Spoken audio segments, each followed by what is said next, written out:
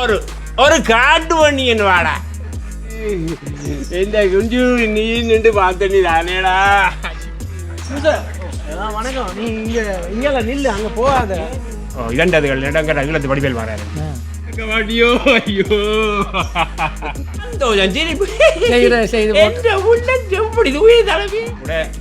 குடி போதையில மூழ்கி போயிருக்கிறாங்க. ஆனா எதையுமே நகைச்சுவையில நாங்கள் செய்வமா இருந்தா ஒருத்தனுக்கு சிரிக்கவும் சிந்திக்கவும்.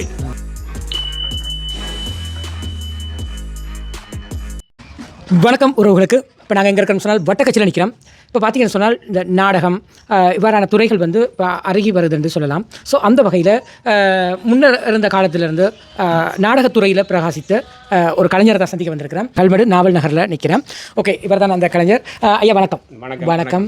உங்களோட பேரை சொல்லுங்கள். என்னுடைய பேர் ஏர்னஸ்ட். உங்களை பற்றி ஒரு அறிமுகம் கொடுங்க. நாங்கள் நாடகங்கள் வேலை செய்து நாங்கள் பிரபலிக்கமாக இல்லை, நாங்கள் ரெண்டு உள்ளூருக்குள்ளே சின்ன சின்ன நாடகங்கள் செய்து கொண்டு வாரோம். விழிப்புணர்வு வேண்டதில்லை. சமூக சீர்திருத்தங்களை பற்றி சில இடங்களில் போய் இந்த குடி போதையில் மக்கள் எவ்வளோ பேர் இளைஞர்கள் கூட குடி போதையில் மூழ்கி போயிருக்கிறார்கள். அதை என்ன மாதிரி திருத்தணும், என்ன மாதிரி செய்யணும். பள்ளிக்கார பிள்ளைகளை கூட சில நேரம் பார்த்தா இப்போ ஊசி மூலம் கொடுத்து அப்படி எப்படின்ட்டு பிள்ளைகள் கூட படிப்பு இழந்து சும்மா இதிலே போதையில் மூழ்கி இருக்கிறார்கள். அப்போ சமூகம் வந்து ஒரு சீர்கட்டு போகுது. ஒரு நல்ல வளர்ச்சிக்கு இல்லை, படிப்பு இல்லை, பிள்ளைகள் படிப்பு இல்லை. அதற்கான ஒரு விழிப்புணர்வு ஏற்படுத்தும் வகையில் அதை விழிப்புணர்வு ஏற்படுத்த நாங்கள் சில நிகழ்ச்சிகளை செய்கிறோம். எத்தனை வயதுலேருந்து இந்த ஆர்வம் உங்களுக்கு? எங்கள் 18-20 வயசில் இந்த நாடகத்துக்கு நாங்கள் சென்றோம். நாடகங்கள் முதல் ஆரம்ப இடத்துலேயே நாங்கள் இருந்து ஒரு ஒளி விழாவுக்கு போட்ட ஒரு நாடகம் அதுதான் முதல் ஆரம்பத்தில் செய்தேன் நீங்கள். ஓகே, இப்போ உங்களோட இப்போ நாடகம் என்று தனியாக ஒரு ஆளாக நடிக்க முடியாது, ஒரு டீமாக இருக்கணும் எல்லாம். அப்போ உங்களோட சேர்ந்த அந்த கலைஞர்கள், மற்ற கலைஞர்கள்லாம் எங்கே இருக்காங்க? இப்போ உங்களோட தொடர்பில் இருக்காங்களா? இங்கே என்னோட தொடர்பில் இருக்காங்க. இப்போ எங்களுக்கு விழாவில் அண்ணாவியர் சொல்லி இருக்கிறார் அல்வீன் அவர்கள். அவர்கிட்ட இருந்து நாங்கள் நாட்டுக்கூத்து ஞான சௌந்தரி செய்திருக்கிறோம். ஒரு அண்மையில் கூட யாழ்ப்பாணம் சந்திரன் பூங்காவில் வந்து ஒரு 2 மணி நேரம் குறுக்கி போட்டிருக்கிறோம். அப்போ அதுலேயே என்ன ஒரு வரவேற்பு கொண்டு கிடைச்சது. இல்லை, எனக்கு யாழ்ப்பாணத்தை தெரியாது. யாழ்ப்பாணத்தை நான் நடிக்க என்ன கண்டுட்டு தினம் ஒரு இடங்கிற ஈழத்து படிப்பேல் வராரு. அப்படி ஒரு முதல் கட்டத்தில் வரைக்கும் அப்படி வந்து அடுத்த அப்படி ஒரு திறமைகளை வெளிப்படுத்த முடியாத சில பிரச்சனைகள் சமூக இதில் இருக்கின்றது. மற்ற இங்கே எங்கள் வட்டவத்தியில் அண்ணாவியார் காத்தவரான் கூத்து பழகினவர் அவர் ரவி என்றால் அவரோட எங்களோட இந்த பாலண்ண அப்படி என்று நாங்கள் நிறைய பேர் கலைஞர்கள் செய்திருக்கிறோம். ஆனால் இப்போ என்னென்ன, இப்போ நீங்கள் ஒரு கலைஞர்கள், உங்களுக்கு நிறைய திறமை, இப்போ நிறைய பேர் வெளிப்படையாக உங்களை தெரிய ஈழத்து வடிவேல் என்று சொல்கிற அளவுக்கு ஒரு விலாசமானவராக இருக்கிறீங்க. இப்போ நீங்கள் வந்து இந்த சமூகத்தில் இப்போ ஒரு குறிப்பிட்ட பகுதியில் அப்படி இருந்தாலும் கூட வெளிவராத ஒரு கலைஞர்கள் என்று சொல்லலாமா? அதுக்கான காரணம் என்ன வரும்? அதான் இப்போ எங்களுக்கு வெளிவாரத்துக்கு எங்களிடம் முதல் இல்லை. அந்த ஒன்று எடுத்து செய்யக்கூடிய அளவுக்கு நாடகத்தை போய் செய்யக்கூடிய அளவுக்கு இப்போ முந்தி நாங்கள் நாடகங்கள் போடையில நாங்கள் காசையாக சிலவிட்டு நாங்கள் கொண்டு பழக போனோம்னா பழக்கத்தில் 1 மாதம் 2 மாதம் பழைய வரலாறுகள் எல்லாம் 1 மாதம் 2 மாதம் செய்யணும். அது பழைய கண்டு வரையில் தேத்தண்ணி செலவு, பெட்ரோல் மாற்றி செலவு எல்லாம் செய்து நாங்கள் கலைஞர்கள் போட்டு மேடையும் கடைசியாக நாங்கள்லாம் செலவழிக்கிறோம். ஆனால் அதுக்கு அங்கீகாரம் கிடைக்கல. அங்கீகாரம் இப்போ ஒரு கலைஞர் வந்து ஒரு பாப்புலர் ஆகணும்னு சொன்னால் ஒன்று ஊடகத்துறை, அடுத்தது அரசியல் சார்பானவர்கள், அடுத்து சமூகத்தில் இருக்க மிக முக்கியமான பொறுப்பாளர்கள், இவர்களுக்கு அந்த கடமை இருக்குது, அந்த கலைஞரை முன் கொண்டு வரணும். இப்படி உங்களுக்கு யாருமே முன் வரலையா? அப்படின்ற தருமே இல்லை. ஒரு தரம் நாடகத்தை ஆனால் பார்ப்பினும் ரசிப்பினும் எந்த ஒரு விஷயத்தையும் ஒரு மனிதனுக்கு எடுத்து சொல்ல இயலாது நடிப்பில். ஆனால் எதையுமே நகைச்சுவையில் நாங்கள் செய்வமா இருந்தா ஒருத்தனுக்கு சிரிக்கவும் சிந்திக்கவும். இப்போ என்னென்னா இப்போ நாங்கள் நிறைய கதைச்சு கொண்டிருக்கோம் உங்களோட. ஸோ இப்போ உங்களுக்கு வந்து இப்போ நாங்கள் ஏதாச்சும் ஒரு சின்ன ஒரு விஷயத்தை சொன்னால் உங்களால் அது ஒரு உடனே அது ஒரு நடிப்பு முறையில் செய்து காட்டுவீங்க. அதில் பிரச்சனை செய்யக்கூடிய செய்யலாம். இப்போ பார்த்தீங்கன்னா மழை காலங்களில் பார்த்தீங்கன்னா இந்த ரோடுகள் எல்லாம் பள்ளம் புட்டியாக மாறுது இல்லையா? இப்போ நீங்கள் என்கிட்ட ஆல்ரெடி நீங்கள் சொல்லியிருந்தீங்க ஒரு விஷயம் என்னென்றால், நீ அந்த சமூகத்தில் விழிப்புணர்வு ஏற்படுத்தும் வகையில் நிறைய நாடகங்கள் தான் நான் கொடுத்துருக்கேன். ஸோ இப்போ அந்த வகையில் நான் சொல்கிறேன் என்னென்னா, இப்போ என்கிட்ட இப்போ நான் வரும்போது சில ரோடுகள் பள்ளம் புட்டியாக கிடந்தது. ஸோ அதை வச்சு உங்கள்கிட்ட ஒரு விஷயம் கேட்கலான் இருக்கேன். மழைக்காலங்களில் ரோடு பகுதிகள் வந்து பள்ளம் புட்டியாக மாறுறதுக்கு பிரதான காரணம் என்னவாக இருக்கும்? இதை எப்படி ஒரு விழிப்புணர்வாக சொல்லணுமென்னா எப்படி சொல்லுவீங்க? நல்ல கேள்வியை நீங்கள் கேட்டிருக்கிறீர்கள். என்னோட மக்கள் எல்லோருக்கும் அந்த விழிப்புணர்வு பெற வேணும். இப்போ நான் என்னன்றேன், இப்போ நீங்கள் அதுக்கு அந்த விழிப்புணர்வு ஒரு ஒரு ஒரு உங்களோட நாடக ஸ்டைல்லே சொல்லி காட்டுங்க, அதை செய்து காட்டுங்க பார்ப்போம். எங்களோட வீடுகள் எங்களோட வாசலை நாங்கள் எப்படி பார்க்குறோமோ அதே போல் தெருவையும் பார்க்கணும். தெருவை பார்க்கணும். நாங்கள் எங்களோட இங்கே பேர் கொஞ்சம் பேர் இருக்கணும் வேலியை வெட்டி கேனுக்க போடுறது. கேனுக்க போட்டால் கேன் குப்பையாக கிடந்து தண்ணி தேங்கி ரோட்டுக்கு தான் ஏறும். ரோட்டுக்கு ஏறும். அப்போ ரோட்டுக்கு ஏறுனா தண்ணி எதாலே ஓட போகுது? நடு ரோட்டாலே ஓடும். அப்போ இன்றைக்கு ஒரு சான் தேய்மண்டா மண் 4 அண்டைக்கு தண்ணி விலைக்கில் 2 சான் இப்படியே வருஷம் முழுக்க ஓடி ஓடி ஓடி ரோட்டு வாய்க்காலாக வந்துடும். ரோட்டு வாய்க்காலாக வந்த உடனே நாங்கள் என்ன செய்கிறோம்? வீட்டை வளவுக்கு ஏறுறேன்டா படி கட்டி எங்களோட வளவுக்கு ஏறுறது ரோட்லேருந்து படி கட்டி தான் வளவுக்கு போகணும். இந்த நிலைமை வந்த காரணம் எங்களால்.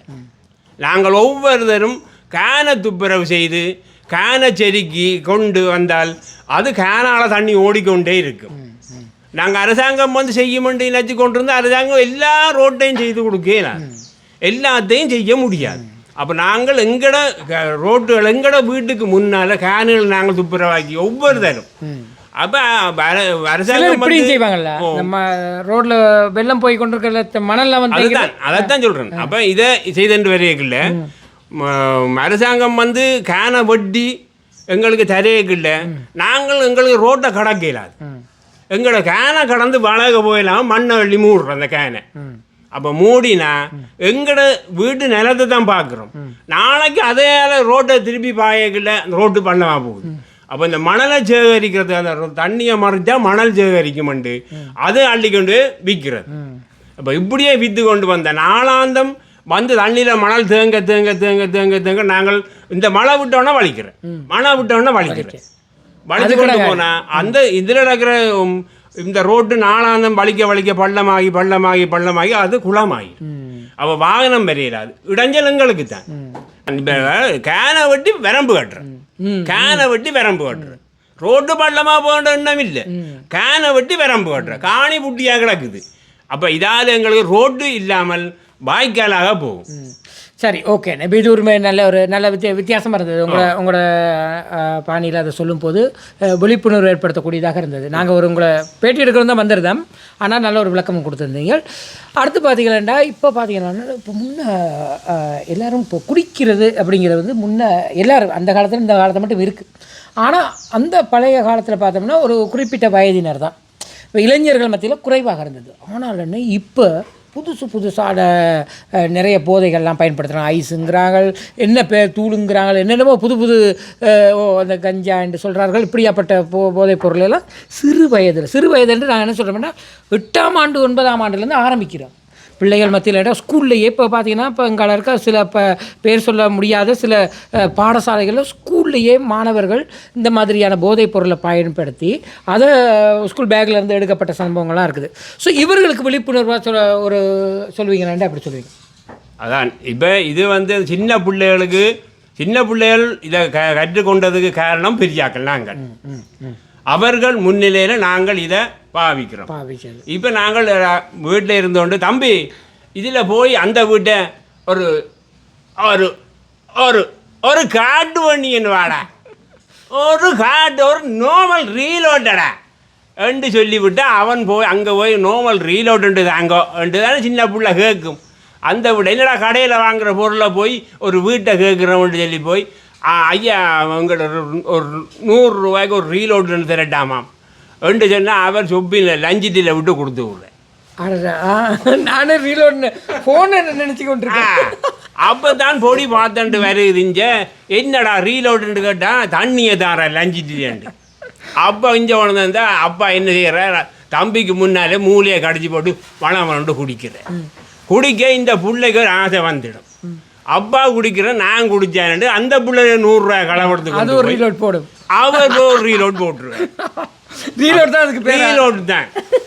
அப்போ நாங்கள் என்ன செய்கிறோம்னு சொன்னால் நாங்கள் தான் பிள்ளைகளை பழக்கிறோம். எந்த நாளும் கதை புத்தகம் பாய்க்கணும், கதை புத்தகம் பாய்ச்சி இறைவனை வழிபட்டு இப்படியே நாங்கள் செய்துட்டு வருவோமா இருந்தால் இந்த குழந்தைகளுக்கும் அதில் தான் ஆர்வம் வரும். அந்த ஆர்வத்தை நாங்கள் பழக்கிறதில்லை. நாங்கள் அடே நாயே எதுவுமே இதுதான் பிள்ளைகளுக்கு பழகிறது. அப்போ பிள்ளைகளுக்கு பழக்கினா பிள்ளைகள் என்னத்தை பழகும்? எதுமை என்றது ஒரு வார்த்தை, அதுகளும் எதுவுமே சின்ன வயதில் மூலையில் நல்லா அந்த சின்ன பிள்ளைகளை தம்பி இங்கே வாடாண்டு கூப்பிடாதுகள், அப்படியே எதுவுமே இங்கே வாடா. அப்போ ஒரு ஒவ்வொரு தரையும் நாங்கள் பொதுவான இடங்களில் சில பிள்ளைகள் தூசணங்களை பேசுகிற சந்தர்ப்பம். அப்போ அது வீட்டை அம்மா அப்பா பேசுகிற தூசணம் தான் பிள்ளை அங்கால போய் பழகிறது. அது சில அம்மா அப்பாக்கள் இருக்கணும் எந்த பொடியோட கதை கேளாது, ஒரே தூசணம். ஓ எப்படி இருக்குது அவன் சந்தோஷம் சிரிப்பு எப்படி தூயத்தால பேசி விட்டா அப்படித்தான் கதைப்பினும். ஆனால் இது எங்கே போய் முடியுமென்றதை சிந்திக்கிறேன். அவனுக்கு பெருமை வந்தவரை பேசி போட்டான். ஆனால் எங்கே போய் முடியும்? இந்த பிள்ளை நாளடைவில் அப்படித்தான் பெறும். இதான் ஒரு இடத்துல நான் பார்த்தேக்கல, ஒரு குழந்தை பிள்ளை அழுது கொண்டு இருக்குது, தகப்பன் குடிச்சு கொண்டிருந்தவர். அப்போ அந்த பிள்ளைய என்னடா இது அழுகுது, இது சென்னியன் கலைக்க முடியுது இல்லையண்டு சேரத்தை தொட்டு நாக்கில் வைக்கிறேன்.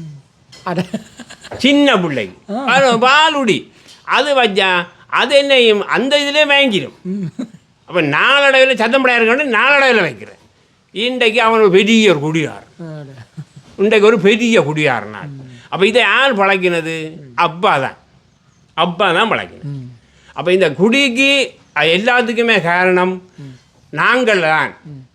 எப்படி பிள்ளைகள் படிக்காமல் இருந்தாலும் கூட தாயதப்பன் இதுகளை நாங்கள் வாசிக்கிற தன்மையை தாயதப்பன் கைவிட்டுட்டோம். பிள்ளைகளுக்கு புத்தகங்கள் படிக்கிறதுக்கு புத்தகம் வேண்டி கொடுக்குறதில்ல.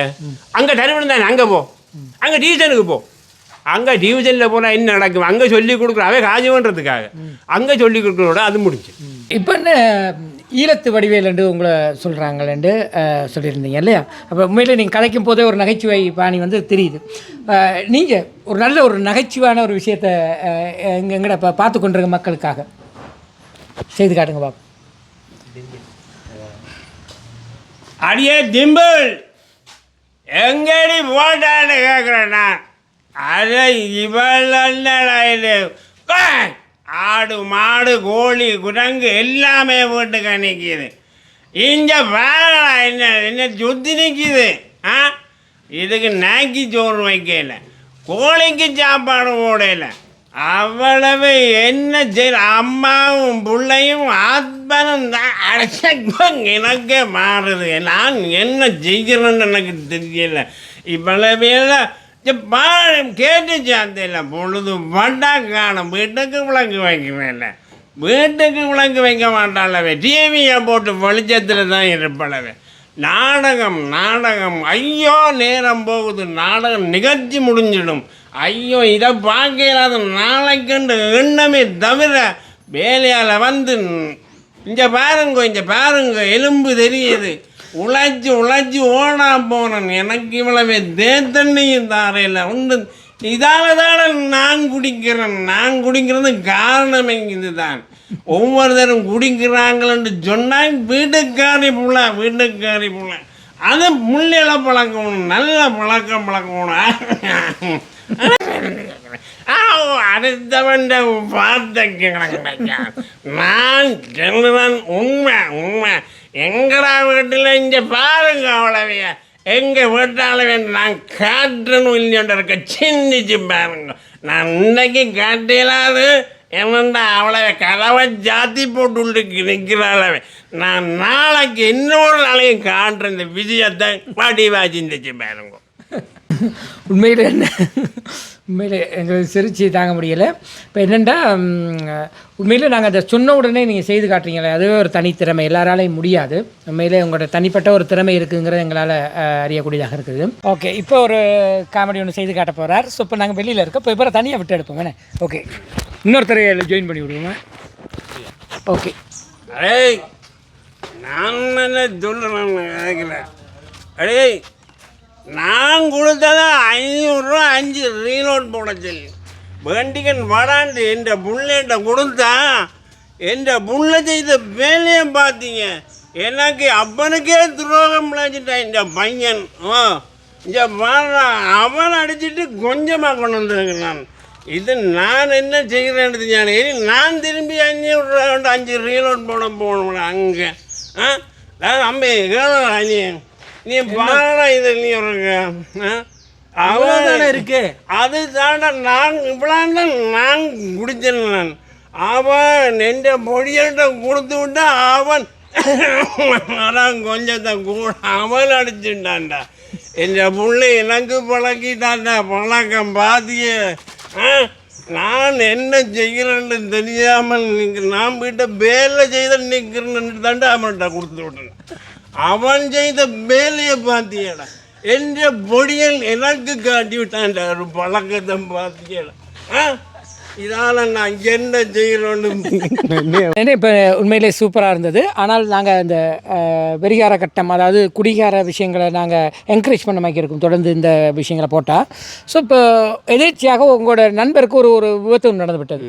ஸோ உடனே நீங்கள் அதிர்ச்சிக்குள்ளாகிறீங்க. அந்த மாதிரியான ஒரு கட்டம் ஒன்று நடிச்சு காட்டுறீங்களா? சொன்னால் இவர் தான் அந்த நண்பராக ஒருத்தர் இருக்கிறாராம். ஓகே, இவர் தான் அதை நடித்து காட்ட போகிறார். Okay, start. A few moments later.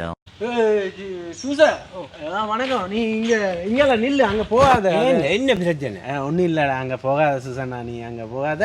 அது சும்மா நிற்கிறாங்க, அவங்க பார்த்துட்டு போக வந்திருக்காங்க. இன்னும் அவ்வளோ சென கூட்டமாக நிற்கிது. இல்லை இல்லை, அது ஒன்றரை வீடு தான், பார்க்க தெரியுதானே. அது ஒன்றும் இல்லை, நீங்கள் இங்கே நில்லு, இங்கே நில்லு, நீ நில்லு. அங்கே ஒன்றும் போகாத சூசா, அங்கே ஒன்றும் பிரச்சனை ஒன்றுமே இல்லை, நீ போயிடாத. அது ஒரு பிரச்சனையும் இல்லை. இப்போ ஒரு பிரச்சனையும் இல்லாட்டி நான் ஒரு கப்போ பார்த்துட்டு வரேன். ஐயோ நீ போகலாம், கொஞ்சம் போகிறேன் சொல்ல. ஐயோ என்ன சூசா உனக்கு விளங்குது இல்லையா? என்னன்ட்டு எனக்கு என்ன வீட்டு ஆக்கள் நிற்க எனக்கு என்னன்னு நிற்க முடியும்னு நினைக்கிறேன். சரி வா, நீ ஒன்றும் சொல்லக்கூடாது, சத்தம் போடக்கூடாது. வந்து பாரு. ஐயோ ஐயோ இப்படி நடந்துட்டானே. ஐயோ நான் அங்கதான்டா நின்றேன். இன்னைக்கு கூப்பிட்டுருக்கலாம் தானே. எதங்கடா இப்படி செய்த நீங்கள்? எந்த புள்ள வீட்டை நின்றது ஏடா கூப்பிட்டு அடிச்ச நீங்கள்? ஐயோ இது மக்கள் கேட்க இயலாது, மக்கள் கேட்க இயலாது. குடிச்சிட்டு வந்து இதுதான் நடக்குது, இதுதான் நடக்குது. இந்த குஞ்சு நீ நின்று பார்த்த நீ தானேடா. ஐயோ வந்து வீட்டை நின்று அடிச்சுட்டு போயிருக்கிறாங்களே. இந்த பொடியன் வீட்டுக்கு இருந்தவனை இஞ்சால சேர ஆரம்பிக்கிறதால இது தானடா நடக்குது. இந்த வீட்டில் இருக்கிற புள்ளைய கூப்பிட்டு வச்சு இப்படி செய்துட்டாங்களே, இப்படி செய்துட்டாங்களே. இந்த சேர ஆரம்பிக்கிறத யாரும் கேட்க மாட்டார்களோ. நீ என்னாலும் கேட்க மாட்டியோ. ஐயோ